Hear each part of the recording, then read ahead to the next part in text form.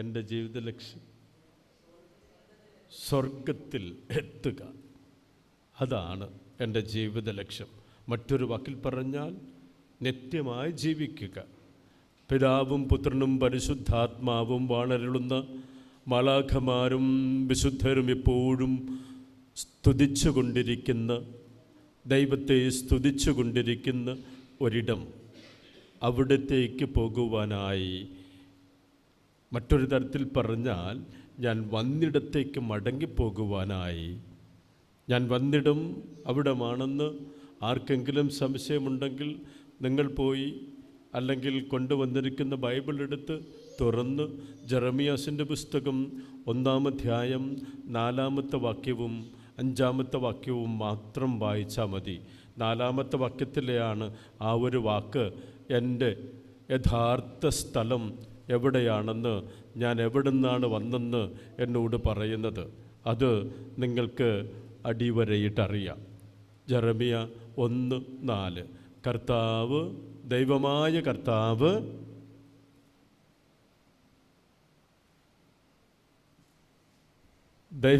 കർത്താവ്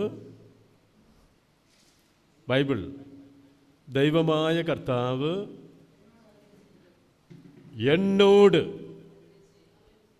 അരുളി ചെയ്തു. അതിൻ്റെ അർത്ഥം വേറെ ആരുടെടുത്തുമല്ല ദൈവമായ കർത്താവ് പറഞ്ഞതെന്ന്. എന്നോട്, മാതാവിൻ്റെ ഉദരത്തിൽ നിനക്ക് രൂപം നൽകുന്നതിന് മുമ്പേ ഞാൻ നിന്നെ അറിഞ്ഞു, ജനിക്കുന്നതിന് മുമ്പേ വിശുദ്ധീകരിച്ചു. 1900, ഞാൻ പലപ്പോഴും നിങ്ങളോട് പറഞ്ഞിട്ടുള്ളതാണ്, 1971 ഡിസംബർ മാസം 1-ാം തീയതി ഈ ഭൂമിയിൽ മജ്ജയും മാംസവുമായി എൻ്റെ മമ്മി ലെല്ലി ഡൊമിനിക് പ്രസവിച്ച് ഈ ലോകത്തിൽ ആക്കുന്നതിന് മുമ്പ് ഞാൻ വിശുദ്ധനാണെന്ന്. 1971 ഡിസംബർ മാസം 1-ാം തീയതി ഈ ലോകത്തിൽ മമ്മിയുടെ വയറ്റിൽ നിന്ന് ഞാൻ വരുന്നതിന് 9 മാസം മുമ്പേ ഞാൻ മമ്മിയുടെ വയറ്റിൻ്റെ അകത്ത് രൂപപ്പെട്ടു. അങ്ങനെയാകുമ്പോൾ 1971 ഫെബ്രുവരി മാസം അവസാനമോ ഏകദേശം ഈ കാലഘട്ടം, ഈ ആഴ്ചയിലോ അല്ലെങ്കിൽ മാർച്ച് മാസം ആദ്യത്തെ വാരത്തിലോ ആയിരിക്കും ഞാൻ മമ്മിയുടെ ഉദരത്തിൽ അങ്കുരിച്ചത്. മാതാവിൻ്റെ ഉദരത്തിൽ നിനക്ക് രൂപം നൽകുന്നതിന് മുമ്പേ ഞാൻ നിന്നെ അറിഞ്ഞു എന്ന് പറഞ്ഞാൽ എന്നെ അറിയുന്ന ഒരാൾ അതിന് മുമ്പേ ഉണ്ടായിരുന്നു. ആ ആളെയാണ് എൻ്റെ വിശ്വാസവും എൻ്റെ മമ്മിയും എൻ്റെ പപ്പയും എന്നെ പഠിപ്പിച്ചത്. തമ്പുരാൻ മടിയിലിരുത്തി ഈശോയെ കാണിച്ചു തന്നിട്ട്, ഇതാണ് ഈശോ, ഈശോയാണ് നിന്നെ എൻ്റെ വയറ്റിലൂടെ ഇവിടെ പ്രസവിപ്പിക്കാനായി കാരണക്കാരൻ. ഉറപ്പായിട്ടും നിൻ്റെ അപ്പൻ എന്ന് പറയുന്ന ഡൊമിനിക്കും ഞാനും കൂടെ ആ തീരുമാനത്തിന് അതേ എന്ന് പറഞ്ഞു. പരിശുദ്ധ കന്യകാമറിയത്തെപ്പോലെ, വിശുദ്ധ ഔസേപ്പിതാവിനെ പോലെ അതേ എന്ന് പറഞ്ഞു. വിശുദ്ധ ഔസേപ്പിതാവിലൂടെയും കന്യകാമറിയത്തിലൂടെയും ജനിക്കാനിരുന്നത് ആരെന്ന് ഞാൻ പറയാതെ തന്നെ നിങ്ങൾക്കെല്ലാം അറിയാം. പക്ഷേ അവരുടെ രണ്ടുപേരുടെയും ജീവിതത്തിലൂടെ സംഭവിച്ചത് അപ്പടി എൻ്റെ മമ്മിയുടെയും പപ്പയുടെയും ജീവിതത്തിൽ സംഭവിച്ചെന്നല്ല ഞാൻ പറഞ്ഞതിൻ്റെ ഉദ്ദേശം. ദൈവത്തിൻ്റെ ഹിതത്തിന് ഈ ലോകത്തേക്ക് ഞാൻ വരാനായി ദൈവം തീരുമാനിച്ചതിന് എൻ്റെ മമ്മിയും പപ്പയും ഔസേപ്പിതാവിനെ പോലെ മേരിയെപ്പോലെ അതെ ഞങ്ങൾ തയ്യാറാണ്. അങ്ങനെ 9 മക്കളുടെ അപ്പനും അമ്മയും ആകാൻ ഭാഗ്യം ലഭിച്ചവരാണ് എൻ്റെ അമ്മയും എൻ്റെ പപ്പയും. അപ്പോൾ അതിനു മുമ്പേ എന്നെ അറിയുന്ന ഈ ദൈവത്തോടൊപ്പം ഞാനായിരുന്നു എന്ന് വിശ്വസിക്കുന്നവനാണ് ഞാൻ. അപ്പോൾ എൻ്റെ ജോലി പണ്ടേ പ്രൈസ് വർഷിപ്പായിരുന്നു. മാലാഖമാരോടൊപ്പം ചേർന്ന്, വിശുദ്ധ ഗണത്തോടൊപ്പം ചേർന്ന് ഞാനിങ്ങനെ. അപ്പോൾ അവിടുന്ന് ഒരു ദൗത്യവുമായി എന്നെ ഇങ്ങോട്ട് വിട്ട് ഈ ദൗത്യം പൂർത്തീകരിച്ചിട്ട് വന്ന് എൻ്റെ അപ്പൻ്റെ വീട്ടിൽ ഭവനത്തിൽ തിരികെ എത്തണം എന്നുള്ളതാണ് എൻ്റെ ആഗ്രഹം. ആ ആഗ്രഹത്തിന് വേണ്ടി ഞാൻ എന്ത് ചെയ്യണമെന്ന് യേശു എന്നോട് പറയുന്നതായി ഈ വചനത്തിലൂടെ കടന്നു പോയപ്പോൾ ഞാൻ മനസ്സിലാക്കുകയാണ്. ഒന്നാമത്തെ വായനയിൽ ഞാൻ വളരെ ചുരുക്കി പറയുകയാണ്. ഒന്നാമത്തെ വായനയിൽ പറയുന്നത്, ഞാൻ ദുഷ്ടത നിറഞ്ഞ സാത്താൻ്റെ സ്വഭാവ സവിശേഷത എൻ്റെ ജീവിത ശൈലിയിലാക്കിയിട്ടുണ്ടെങ്കിൽ അത് വിട്ട് ഞാൻ നീതിമാൻ്റെ നന്മ ചെയ്യുന്നവൻ്റെ വ്യക്തിത്വത്തിലേക്ക് കടന്നു വന്ന് ഞാൻ നന്മ ചെയ്യുന്നവനായി മാറണം. അങ്ങനെയാകുമ്പോൾ ഇന്നത്തെ ഒന്നാം വായനയിൽ സമാപനത്തിൽ നാം വായിച്ചു കേട്ടത് ഇപ്രകാരം തന്നെയാണ്. താൻ പ്രവർത്തിച്ചിരുന്ന തിന്മകൾ മനസ്സിലാക്കി അവയിൽ നിന്ന് പിന്മാറിയാൽ അവൻ തീർച്ചയായും ജീവിക്കും എന്ന് മാത്രമല്ല, അവൻ മരിക്കുകയില്ല. അതുകൊണ്ടാണ് ഈ ലോകത്ത് ഈ നീതിമാനായി നന്മ ചെയ്തുകൊണ്ട് ജീവിക്കുന്നവൻ, തിന്മയിൽ നിന്ന് അകന്ന് ജീവിക്കുന്നവൾ ഒരിക്കലും മരിക്കുകയില്ല എന്ന് പറഞ്ഞത്. ഞാൻ പണ്ട് നിങ്ങളടുത്ത് സൂചിപ്പിച്ചിട്ടുണ്ടാകും. എൻ്റെ മമ്മി ഈ ലോകത്തു നിന്ന് കടന്നു പോയപ്പോൾ എൻ്റെ പരിചയത്തിലുള്ള ഒരു ആൻറ്റി തൃശ്ശൂരിൽ താമസിക്കുന്നു. ഇപ്പോൾ നേരത്തെ ചങ്ങനാശ്ശേരിയിൽ ഞാൻ പഠിച്ചുകൊണ്ടിരുന്ന സമയത്താണ് അവരെ പരിചയപ്പെട്ടത്.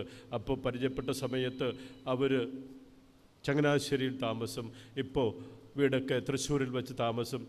അടുത്ത സമയത്ത് മമ്മി മരിച്ച് കുറേ ദിവസങ്ങൾ കഴിഞ്ഞപ്പോൾ അവർ എന്നെ കണ്ടപ്പോൾ ചോദിച്ചു, അച്ഛൻ്റെ മമ്മി മരിച്ചു പോയി അല്ലേ? പെട്ടെന്ന് തന്നെ ഞാൻ പറഞ്ഞു, മമ്മി മരിച്ചിട്ടില്ല. പിന്നെ അച്ഛൻ്റെ വാട്സപ്പിൽ പ്രൊഫൈൽ പിക്ചറിലൊക്കെ മമ്മിയുടെ ഫോട്ടോ എഴുതിയിട്ട് ഏഴടിയന്തരത്തിലുള്ള ഒരു ബുക്ക് മാർക്ക് പോലെ ഉണ്ടാക്കിയിട്ട് അവിടെ എഴുതി വച്ചിരിക്കുന്നല്ലോ, പാവന സ്മരണയ്ക്കെന്ന്. ഓ, പാവന സ്മരണ, അത് സ്മരണ എന്ന് പറഞ്ഞാൽ പാവനമായ ഓർമ്മ എന്താ എൻ്റെ അർത്ഥമുള്ളൂ. അപ്പം മരിച്ചില്ലേ? ഞാൻ പറഞ്ഞില്ല, സ്ഥലം മാറി, താമസ സ്ഥലം മാറി. ഈ ലോകത്തുനിന്ന് താമസ സ്ഥലം മാറി വന്ന സ്ഥലത്തേക്ക് തിരികെ പോയി. എൻ്റെ വിശ്വാസമാണ് അങ്ങനെ പറയാനായി എന്നെ പ്രേരിപ്പിക്കുന്നത്. കാരണം ഈ ലോകത്ത് തിന്മയിൽ നിന്ന് അകന്ന് നന്മയിലായിരിക്കുവാൻ എന്നെ വിളിക്കുന്ന ദൈവത്തിൻ്റെ ആഗ്രഹം, ഞാൻ ഒരിക്കലും മരിക്കേണ്ടവനല്ല, മരിക്കേണ്ടവളല്ല. നമ്മുടെ ഈ നോമ്പ് കാലത്തിൻ്റെ 9ാമത്തെ നോമ്പ് ദിനമാണിന്ന്. തപസ് കാലം 10 ടീച്ചർ പറഞ്ഞാലും നമ്മുടെ ഞായറാഴ്ച ഒഴിവാക്കുക. ഞായറാഴ്ച നമ്മൾ നോമ്പനുഷ്ഠാനം എടുക്കുന്നില്ല. അതുകൊണ്ടാണ് നമ്മുടെ 40 നോമ്പെന്ന് പറയുന്നത്. നാം വിഭൂതി ബുധനോടുകൂടെ തുടങ്ങി പെസഹ വലിയ ശനിയോടുകൂടെ എണ്ണുമ്പോൾ 6 ഞായറാഴ്ചകൾ വരും. ഈ 6 ഞായറാഴ്ചകൾ ഒഴിവാക്കിയാണ് നമ്മൾ 40 നോമ്പ് അനുഷ്ഠിക്കുന്നത്. ഇന്നലെ ഞാൻ പറഞ്ഞു, ആ ഞായറാഴ്ച കൂടെ ഉൾപ്പെടുത്തിയാൽ 9ാം തീയതി, ഇന്നലെ ഞാൻ പറഞ്ഞു 9ാം തീയതി ഞായറാഴ്ച കൂടെ ഉൾപ്പെടുത്തിയ. അപ്പോഴാണ് ഒരാൾ പറഞ്ഞു, അപ്പോൾ ഞായറാഴ്ച നമുക്ക് നോമ്പില്ലല്ലോ അച്ഛാ. അതുകൊണ്ട് ഞാനതൊന്ന് തിരുത്തി പറയുന്നതാണ്.